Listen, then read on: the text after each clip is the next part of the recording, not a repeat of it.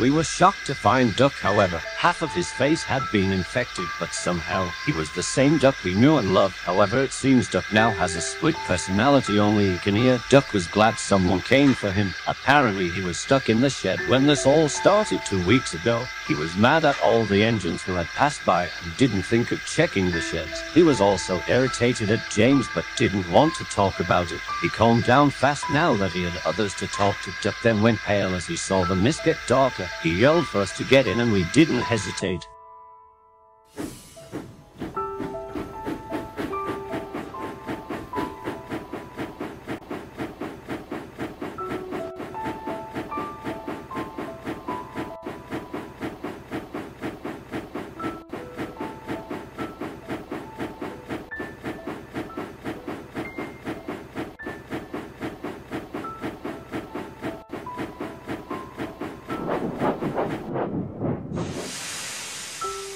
We got James, Edward, and the passengers in the sheds, but we couldn't get Oliver. He looked into the mist and heard what we thought was Toad telling him to join him and that it isn't as bad. The turntable began to move on its own as Oliver slowly followed the voice as Duck begged him not to listen, but it was too late. He was gone.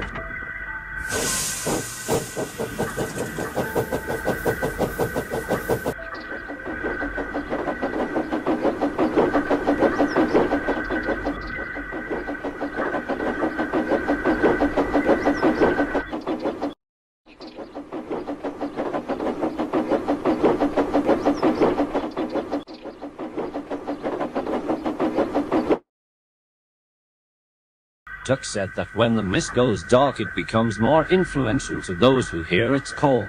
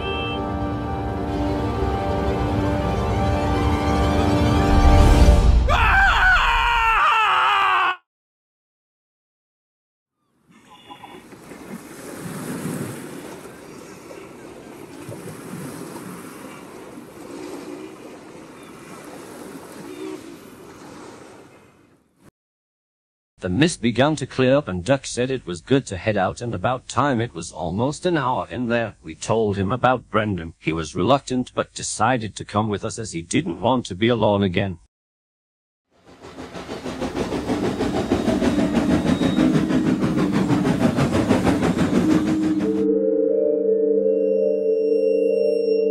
This just happened and I'm writing as fast as possible. We stopped at Wellsworth to search the station for supplies or any survivors. While doing so, Duck was mumbling to himself. James tried to talk with him but Duck took no notice. Just then we heard Edward's frantic whistle and he shot right past us. He yelled for us to hurry up. He was then sent down the Brendan branch. What the hell are Charlie and Sydney doing? They're going to get themselves killed.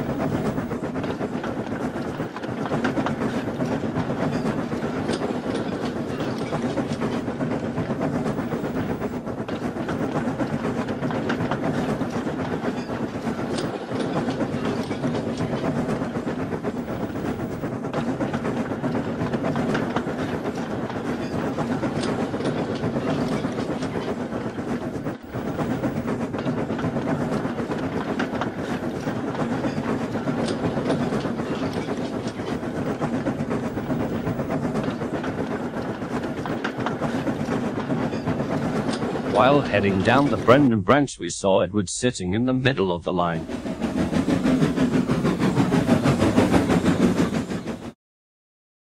He was looking at something, the smoking remains of Trevor laying on his side. It seemed as though he was hit by something, but we had no idea what, but all we knew was that he was dead. Edward began to cry, saying how he couldn't take it as he had lost everyone. This was strange as we were still here. Duck tried comforting him, but it didn't work. We realized that if Trevor was here, Jem Cole also had to be nearby, so we checked the nearby town.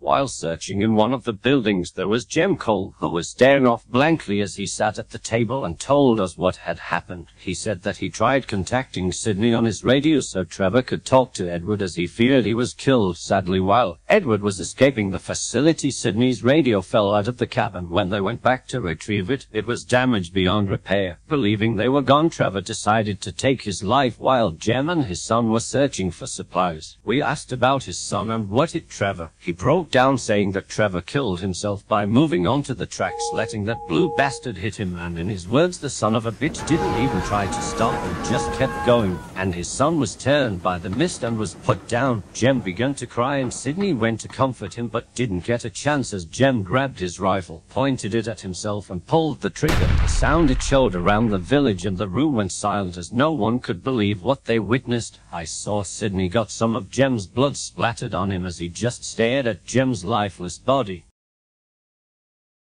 When we got back, Edward still wasn't doing good, but we decided not to tell him what had happened, fearing for Edward's mentality. But we knew Edward knew exactly what had happened.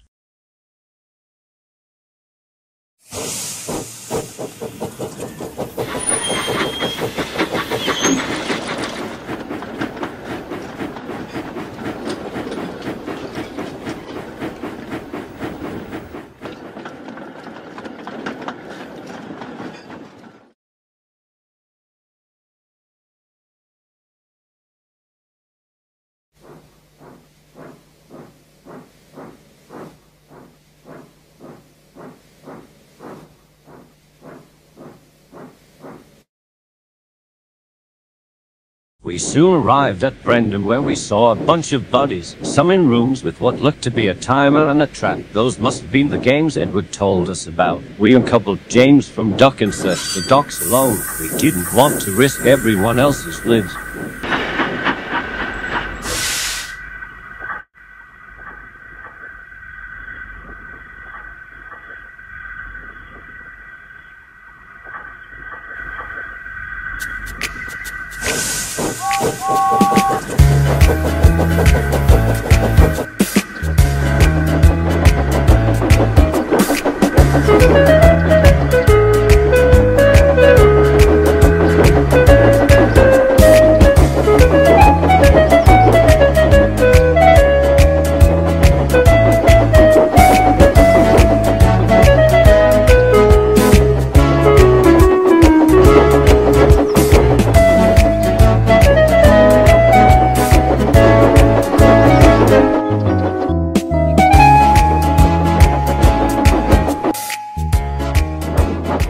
While searching Brendan, we found Salt in the dockside diesel, but there was no saving him. He crashed into some trucks and was turned, so we put him out of his misery. It wasn't easy to do, but we knew he was in pain. We also saw a rectangular shape in the water. At first we were puzzled, but on closer inspection the faded green paint and white roof told us who it was. The waves hit him, and at times we saw his face. It was battered and mutilated as the salty waters took its effect. We saw he was also turned, but instead of a creepy smile, it was a face of fear, as he was perpetually screaming.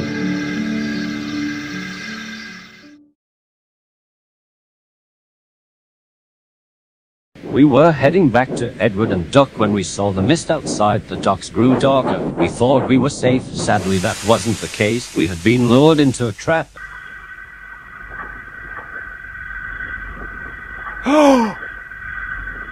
As we neared the station, we saw Duck and Edward were being held hostage by Bill and Ben, who were both heavily infected. They asked us if we wanted to play a game in a sinister and demonic tone. We didn't have a chance to replay when they and their crews forced us into the games.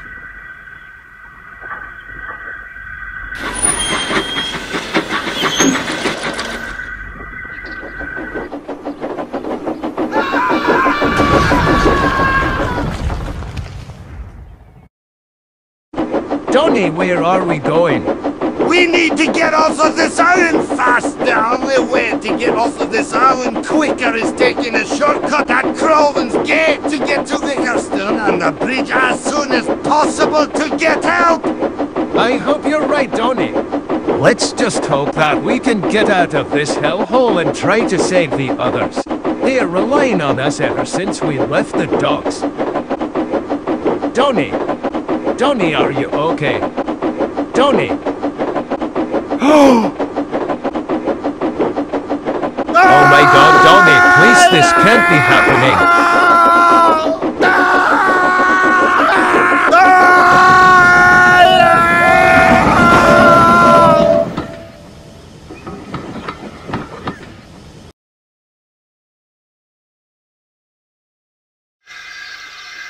James was forced to play what Bill and Ben called through the points, which was where the points constantly changed and we had to time our movements.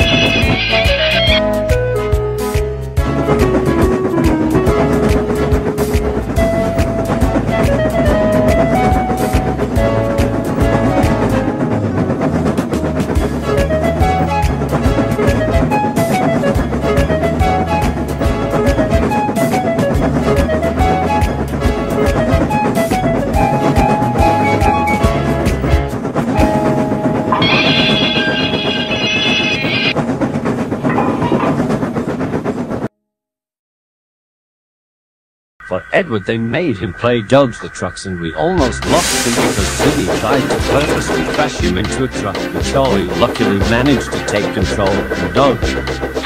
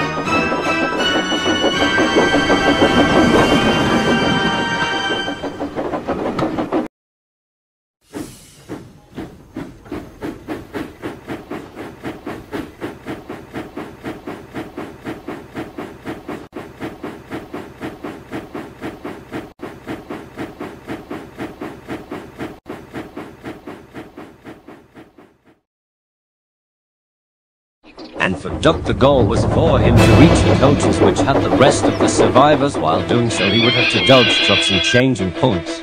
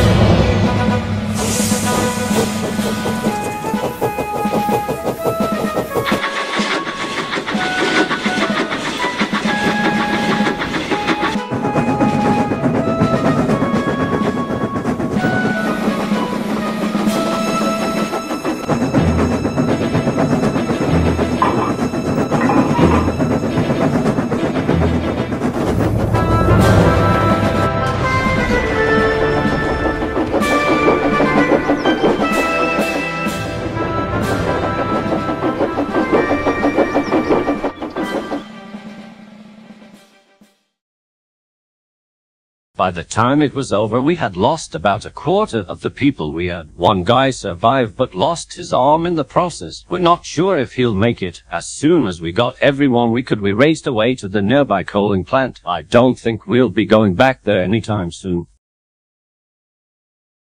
We reached the coaling plant and confronted Sidney about what he did, and he said that Edward wanted it as they knew they were walking into a trap. Apparently Edward told him he couldn't handle losing so much at once and wanted it to end. We told him everything would be fine and he just needed some sleep.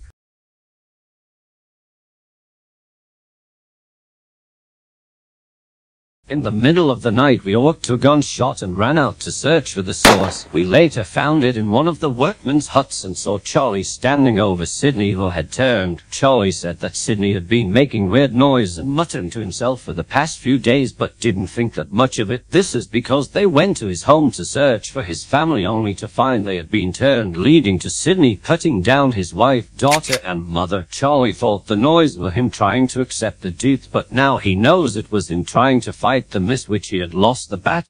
Charlie went to check on him but was only attacked, and it ended with Charlie shooting Sidney down. As Sidney took his final breath, the remaining part of his human face smiled and went cold.